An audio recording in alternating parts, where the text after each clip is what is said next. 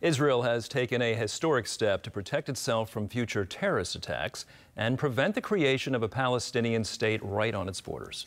Hamas has reportedly rejected the latest ceasefire offer from the United States. That allows Israel to continue to expand its military offensive in Gaza. Chris Mitchell brings us the story from Jerusalem.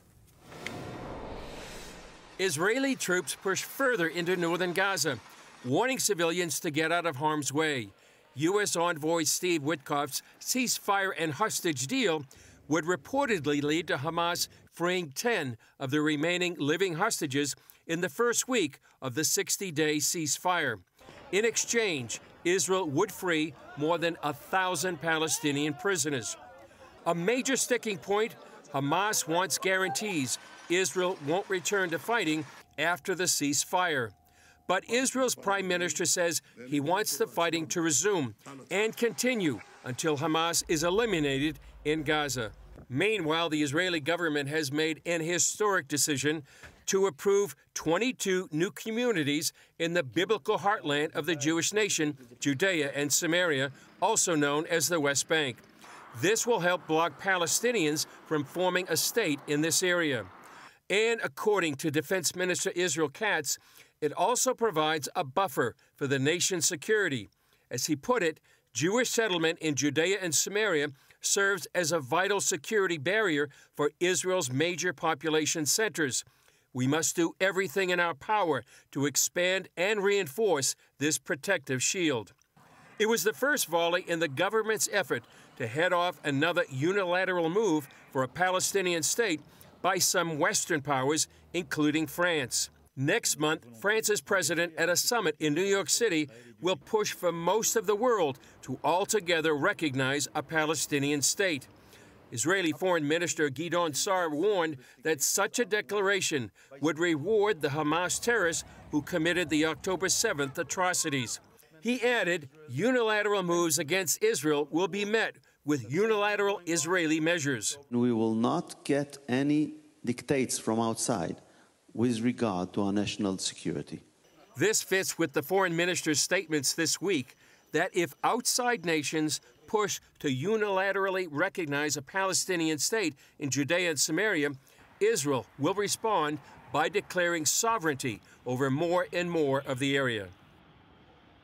All right, Chris Mitchell joins us now from Jerusalem. A lot to talk about. Chris, how does Israel approving these new settlements help block the creation of a Palestinian state? Well, one of the main things is this, Andrew, it actually creates facts on the ground. It strengthens Israel's claim to the land. And what will happen is that more Israelis will be moving and living in Judea and Samaria. And it would make the withdrawal that happened 20 years ago unlikely. What happened 20 years ago, Andrew, is what's called the Gaza disengagement. Israel unilaterally pulled out of Gaza and 5 communities in northern Samaria. That was, as we see right now, we see the effects of what happened. Gaza became one of the biggest terror bases in all of the world. And so this is designed to help prevent a Palestinian state. It's really a strategic shift, a really historic move, Andrew, away from a two-state solution. And the next step, as we mentioned in that report, may be declaring sovereignty over Judea and Samaria. So what are Israel's biggest concerns about a potential Palestinian state? Well, one of the main concerns, Andrew, is security. And they looked at what happened after the disengagement in 2007, as I mentioned, what Gaza became the biggest terror base in the world. And then we had tens of thousands of rockets since then. And then obviously what happened on October 7th. A Palestinian state would be in the heart of Israel, and it would be close to Tel Aviv, the Ben Gurion airport, and Jerusalem. And people are concerned it could be another terror base. We also see terror hubs, so to speak, in places like Nablus and Jenin. And we also see that after October 7th, many of the Palestinians in Judea and Samaria, they actually supported October 7th. And they believe that if you look at places like Palestinian Media Watch, which monitors Palestinian media, there's really anti-Semitic, anti-Israel, anti-Jewish propaganda almost every day. So this marks no more going back to the Oslo-style negotiations and a belief for many that this is really the land promised in the Bible to the Jewish people. All right, Chris, let's talk about the war in Gaza. There's a new way to distribute humanitarian aid to the Palestinians there. What impact does that have on Hamas? Well, it's a major impact, Andrew, and actually this is a dramatic development. And what it does is it bypasses the ability for Hamas to steal the humanitarian aid and feed their own terrorists. And then actually they often sell it back to the population.